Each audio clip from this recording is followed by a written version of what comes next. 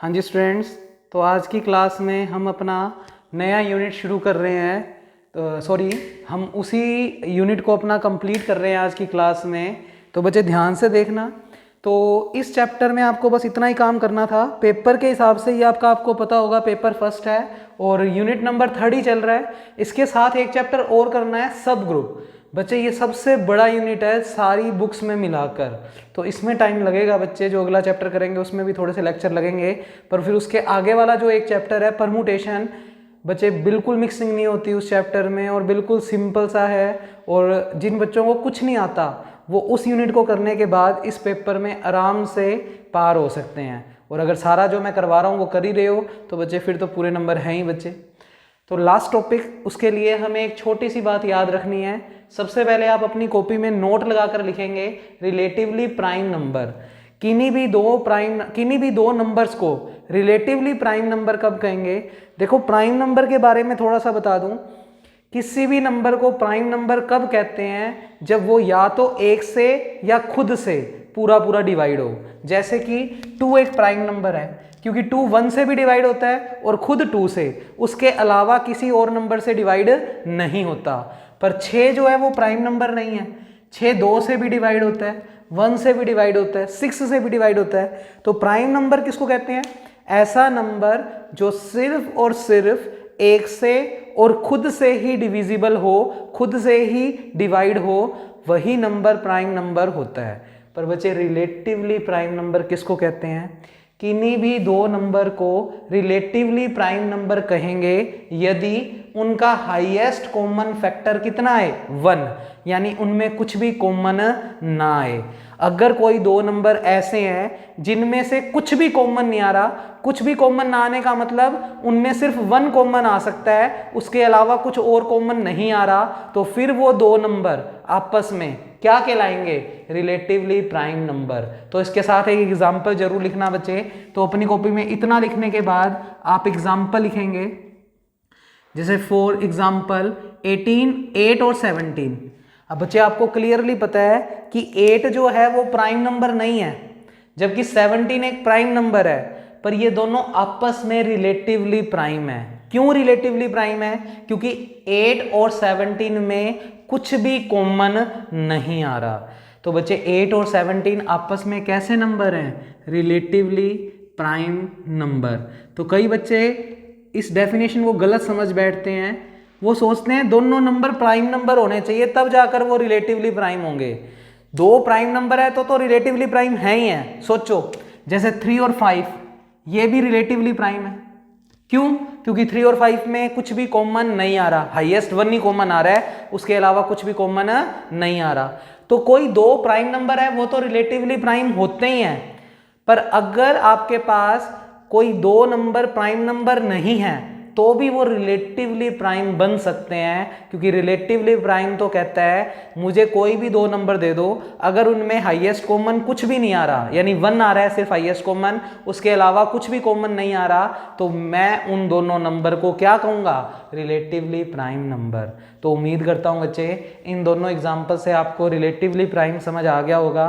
और यदि थ्योरम के अंदर वर्ड यूज हो रखा हो कि कोई दो नंबर रिलेटिवली प्राइम दिए हुए हैं, जैसे मान लो कोई p और n है, वो आपको रिलेटिवली प्राइम दिया हुआ है, तो बच्चे फिर वो ये प्रॉपर्टी रखता है। यानी रिलेटिवली प्राइम नंबर अगर कोई दिया हुआ है तो वो इस प्रॉपर्टी को रखते ही रखते हैं। प्रॉपर्टी क्या है? अगर कोई भी दो नंबर रिलेटिवली प्राइम गिवन है तो फिर उनके लिए कोई ना कोई दो इंटीजर x और y ऐसे जरूर होंगे जिसके लिए ये इक्वेशन हमेशा क्या होगी? Satisfy. px plus ny is equal to 1। तो अगर थ्योरम में मुझे कोई दो चीजें रिलेटिवली प्राइम दी हुई है तो मैं फिर इस रिजल्ट का यूज करूंगा। तो आप नोट के रूप में ये दोनों बातें लिखकर छोड़ दो।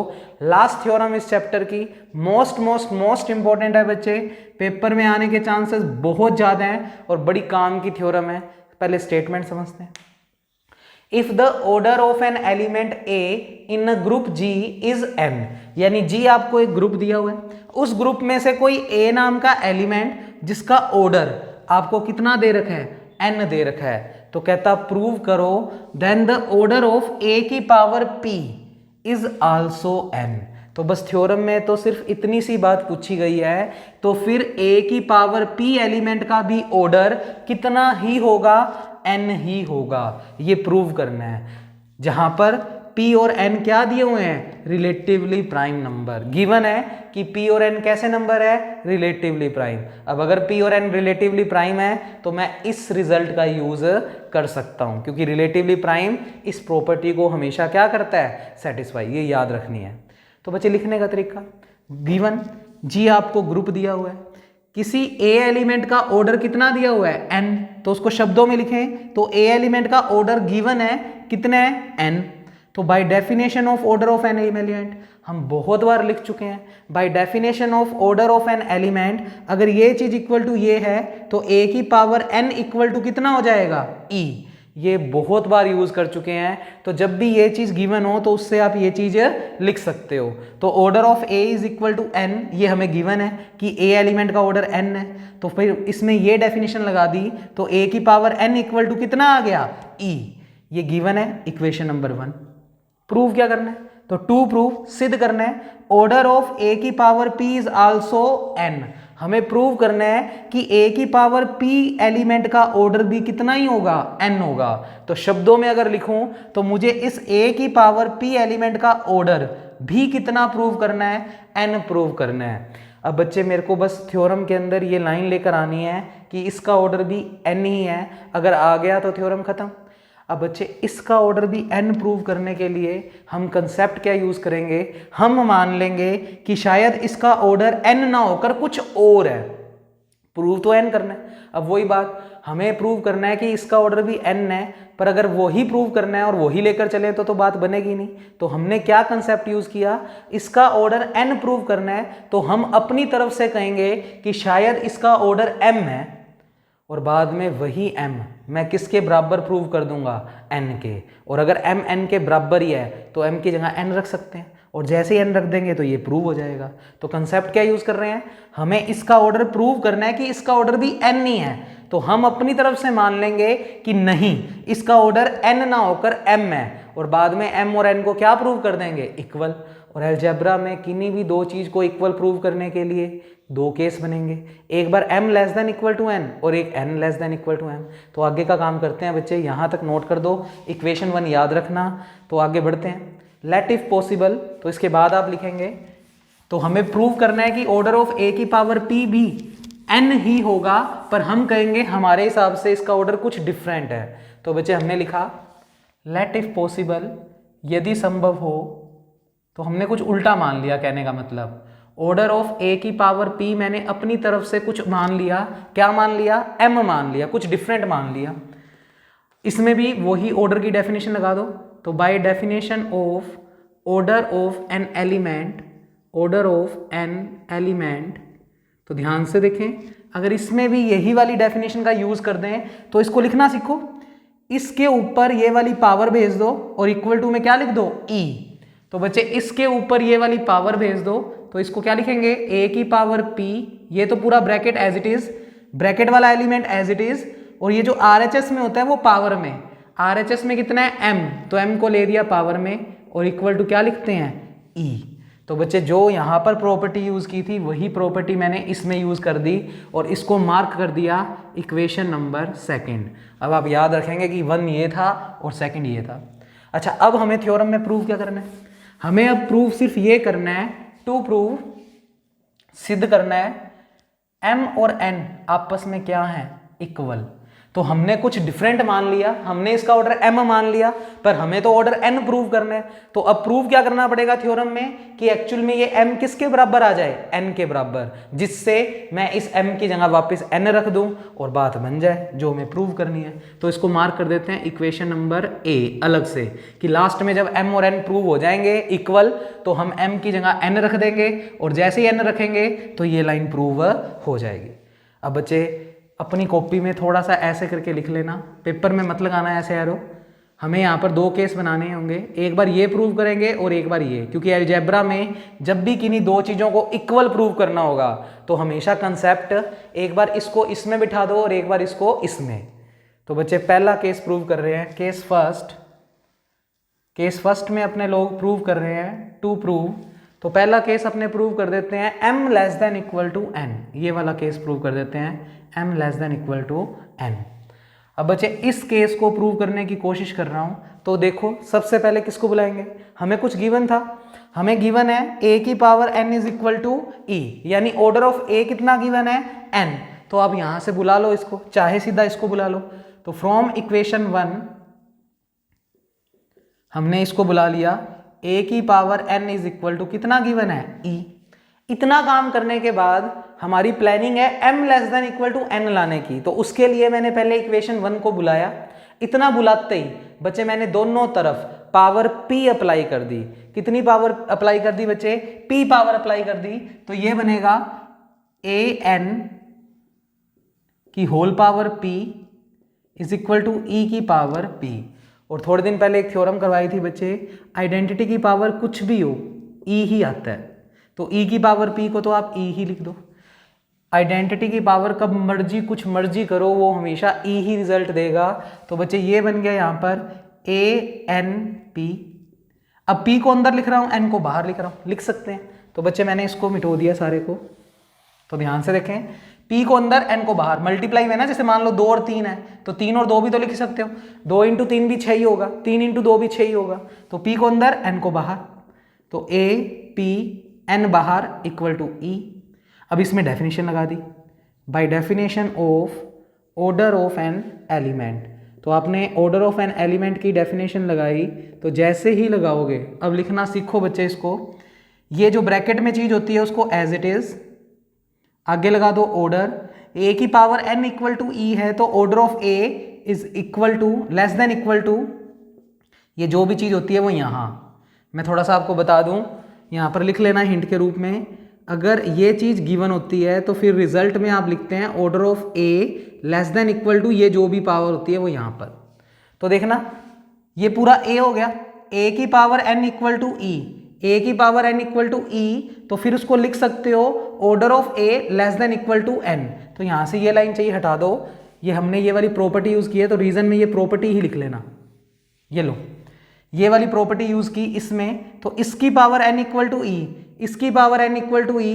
तो ऑर्डर ऑफ ये वाला element as it is less than equal to, और ये जो पावर में है वो यहाँ पर, तो ऑर्डर ऑफ a की power p less than equal to जो पावर में है वो यहाँ पर। अब ऑर्डर ऑफ a की p हमें गिवन है, ऑर्डर ऑफ a की p हमने कितना मानना हुआ है m। तो फ्रॉम इक्वेशन a या यूजिंग इक्वेशन a, तो इसकी वैल्यू हमें कितनी दी हुई है m, रख दो। इसकी वैल्यू m दी हुई है, लेस देन इक्वल टू चल ही रहा है, n चल ही रहा है। बच्चे पहला केस प्रूव हो गया। इसको मार्क करना चाहो तो equation b, m less than equal to n prove हो गया। अब केस सेकंड में हमें n less than equal to क्या प्रूव करना है m। तो बच्चे मैं ये मिटो रहा हूं और अब केस सेकंड बुला रहा हूं n less than equal to m। तो आप ये नोट करने के बाद हेडिंग लगाएंगे केस सेकंड। तो बच्चे ये हमारी थ्योरम, ये चैप्टर खत्म। इतना पढ़ लोगे तो भी बहुत अच्छी तरीके से आपने ग्रुप की बुक को पढ़ लिया। तो बच्चे अब केस सेकंड में हम प्रूव कर रहे हैं ये वाला case, n less than equal to m, ये लेकर आना है। इसको लाने के लिए मैं अब इसकी डेफिनेशन का यूज कर लेता हूँ। तो बच्चे ऑर्डर ऑफ a की पावर p कितना गिवन है m, तो हमने लिखा क्योंकि ऑर्डर ऑफ a की पावर p, तो जब m less than equal to n था तो ऑर्डर ऑफ a बराबर n वाले को बुलाया। अब की बार n less than equal to m prove करना है तो फिर इस वाले को बुला लेंगे। तो ऑर्डर ऑफ a की पावर p कितना दिया हुआ है m। इतना देने के बाद वही ये वाली डेफिनेशन लगा दो। तो चाहिए वाला डायरेक्ट आप ये स्टेप बुला सकते थे, मैंने एक्स्ट्रा कर दिया। Bye definition of order of n element, मतलब ऊपर वाले स्टेप पे वापस लिख दिए, तुम्हें पेपर में लिखने की जरूरत नहीं है, तुम सीधा भी लिख सकते थे फ्रॉम इक्वेशन 2 ये लाइन लिख देते। मैंने ऐसे ही एक्स्ट्रा बुला ली, कोई बात नहीं। ए पी की एम बराबर ई। अब बच्चे इतना काम करने के बाद नेक्स्ट स्टेप अगर हम लोग सोचें तो मेरी बात सुने एक बार, ये स्टेप्स तो लिखे हुए हैं, क्यों बढ़ाते हैं काम। डायरेक्ट जो चीज हमें एक अलग से गिवन थी, तो याद रखना जब n less than equal to m वाला केस है उसमें आप एक चीज और क्वेश्चन में गिवन है उसका यूज करेंगे। p और n आपको क्या दिए हुए हैं, रिलेटिवली प्राइम नंबर। ये आपको क्वेश्चन में गिवन है कि ये कैसे नंबर है, रिलेटिवली प्राइम नंबर। और अगर रिलेटिवली प्राइम नंबर है तो नोट लगवाया था, देन तो आप इसके बाद सीधा यही लिखेंगे, देन देयर एग्जिस्ट, शब्दों में लिख लो, then there exist two integer x and y, two integer x and y such that, तो मैंने आज तुम्हें नोट लगवाया था बच्चे ये px plus ny is equal to 1। अगर कोई दो नंबर रिलेटिवली प्राइम है तो हम इस प्रॉपर्टी का यूज कर सकते हैं। दोनों में बेस a ले लो, क्योंकि हर एक चीज में a बेस लगा हुआ है, तो बच्चे बेस a लेंगे तो a की power px plus ny is equal to a की पावर 1। a की पावर 1 तो a ही होगा, और इसमें पावर को अलग अलग कर दो, तो a की पावर px को अलग, a की पावर nx ny को अलग, और a की पावर 1 तो क्या ही होता है, a ही होता है। उसके बाद इसको थोड़ा तरीके से लिखा, a की पावर px इंटू a की पावर n, y को अलग से बाहर लिख दिया equal to a, ny multiply में तो थोड़ा अलग तरीके से लिख दिया। क्यों लिखा, क्योंकि बच्चे हमारे पास कुछ गिवन है, a की पावर n कितना गिवन है, e, चेक कर सकते हो इक्वेशन 1, तो a की पावर n की वैल्यू e रख दी, तो a की पावर px इंटू इसकी वैल्यू e गिवन है, पावर कितनी चल रही है y इक्वल टू a। अभी अभी बताया e की पावर कुछ भी हो e ही होता है, तो ये तो e बन गया, तो a px into e is equal to a। फिर यहाँ पर आइडेंटिटी लॉ लग गया, बाय आइडेंटिटी लॉ क्या होता है, क्योंकि जी ग्रुप है आइडेंटिटी लॉ लगा सकते हैं, element into identity is equal to element, यानी ई खत्म हो जाता है, ई खत्म हो जाएगा तो क्या बचेगा, ए की px बराबर a। बच्चे वापस देखें, इस केस को प्रूव करना था तो गिवन था कि p और n रिलेटिवली प्राइम है, तो जो नोट लगाया था वो लिख दिया, बेस a ले लिया, पावर्स को अलग अलग कर दिया, यहाँ पर n को अंदर और y को बाहर कर दिया, a की पावर n e था रख दिया, e की पावर कुछ भी e होता है, और एलिमेंट इनटू आइडेंटिटी एलिमेंट होता है, तो e खत्म हो जाएगा। यहाँ तक पहुँचने के बाद अब कहीं ना कहीं माइंड में है कि हमें क्वेश्चन में n और n दोनों चीज़ें चाहिए, तभी तो ये चीज़ बनेगी। तो बच्चे इसमें m की कमी है, n को तो हम लेकर ही चले थे, यहाँ पर यूज हो चुका है, m को लाना जरूरी है, m कहीं भी नहीं आया अभी तक। तो बच्चे दोनों की पावर क्या ले लो, m ले लो, तो यहाँ पर दोनों तरफ मैं m पावर अप्लाई कर रहा हूँ, तो स्टेप देखो क्या बनेगा, तो यहाँ लिख देता हूँ बच्चे, इधर दोनों तरफ m पावर अप्लाई करेंगे तो a p x की होल पावर m, और उधर भी a की पावर m, कुछ नहीं किया, दोनों तरफ सिर्फ m पावर अप्लाई किया है, तो बच्चे पूरे पे m पावर अप्लाई हो गई। इतना काम करने के बाद थोड़ा इस स्टेप को तरीके से लिखा, तरीके से क्या लिखा, a p m और फिर पूरे की पावर x बराबर में चल रहा है a की पावर m। सुनो कैसे लिखा है, ये तीनों चीजें आपस में मल्टीप्लाई में है, तो आगे पीछे कर सकते थे, तो आपने a की पावर p को तो एक साथ ही रखा, उसका रीजन बताऊंगा इसको इकट्ठा क्यों रखा है, m को अंदर भेज दिया और x को बाहर कर दिया, मल्टीप्लाई में है तो आप आगे पीछे कर सकते थे, कर दिया आपने। ये करने के पीछे रीजन बच्चे, a p की m को एक साथ क्यों किया, क्योंकि इसकी वैल्यू गिवन है, a p की m कितना गिवन है, e, इक्वेशन नंबर 2 में, तो यहां पर लिखेंगे यूजिंग 2, समीकरण 2 का इस्तेमाल करने पर a p m कितना लिख सकते हैं, e, तो बच्चे इतने इतने स्टेप को लिख सकता हूं e, और उसकी पावर क्या है, x बराबर में a की पावर m। फिर रीजन में e की पावर कुछ भी हो e ही होता है, तो ये तो बन गया e बराबर a की m। इसको पहले लिख रहा हूँ, इसको बाद में लिख रहा हूँ, यानी इस स्टेप को पहले लिख दिया, इसको बाद में लिख दिया, कोई फर्क कोई है। अब इसमें वही डेफिनेशन, अगर ये चीज़ है बच्चे तो इसमें bye definition of order of n element, तो बच्चे आगे वाले सारे चैप्टर इजी हैं, मुश्किल काम हम ग्रुप थ्योरी की बुक में कर चुके हैं, ये सबसे मुश्किल चैप्टर था, क्योंकि एक तो बुक नहीं थी, आपके लिए थ्योरी पढ़ना मुश्किल था, पर अब ये अगर इतना याद कर लिया आप लोगों ने तो आगे वाली बुक में जो चैप्टर्स हैं वो बड़े इजी और इंटरेस्टिंग है बच्चे। तो bye definition of order of n element, सोचो थोड़ा सा मैं ऊपर बता दूं, अगर a की power n equal to e होता है तो आप order of a less than equal to क्या लिखते हैं, n। तो ये डेफिनेशन मत लिखा करो, यहाँ पर प्रॉपर्टी ही लिख दिया करो साइड में, जिससे तुम्हें याद रह जाए बात क्या, अगर a की n बराबर e तो order of a less than equal to n, तो ये यूज कर दो। a की पावर कुछ इक्वल टू e तो order of a less than equal to जो भी पावर होती है वो यहाँ पर, तो बच्चे इसको क्या लिखेंगे, order of A less than equal to, ये m नीचे चला जाएगा उस वाली प्रॉपर्टी से। इतना करने के बाद ऑर्डर ऑफ ए क्वेश्चन में गिवन है, ऑर्डर ऑफ ए n दिया हुआ है, तो साइड में लिखेंगे हमें ऑर्डर ऑफ ए कितना गिवन है, n, ऑर्डर ऑफ ए कितना गिवन है, n, तो इसकी वैल्यू n रख दी, n less than equal to क्या आ गया, m, इक्वेशन नंबर सी। हमें यही प्रूव करना था बच्चे। केस फर्स्ट में हमने ये प्रूव कर दिया, केस सेकंड में ये कर दिया। दोनों क्या बोल रहे हैं, एक में बोलता है n कहता मैं m से बड़ा, ये बोलता है m कहता मैं n से बड़ा। दोनों बातें तभी पॉसिबल हो सकती है जब दोनों क्या हों, इक्वल। तो इसके बाद आप लिखेंगे फ्रॉम इक्वेशन बी एंड सी, यानी केस फर्स्ट और सेकंड से। तो सीधा भी लिख दें, तो मैं लिख रहा हूं इसके बाद from case first and second, from case first and second. तो ऐसे कंसेप्ट याद रख लोगे ना कि इक्वल प्रूव करने के लिए क्या कंसेप्ट प्रूव करना है, तो फिर याद हो जाएंगी।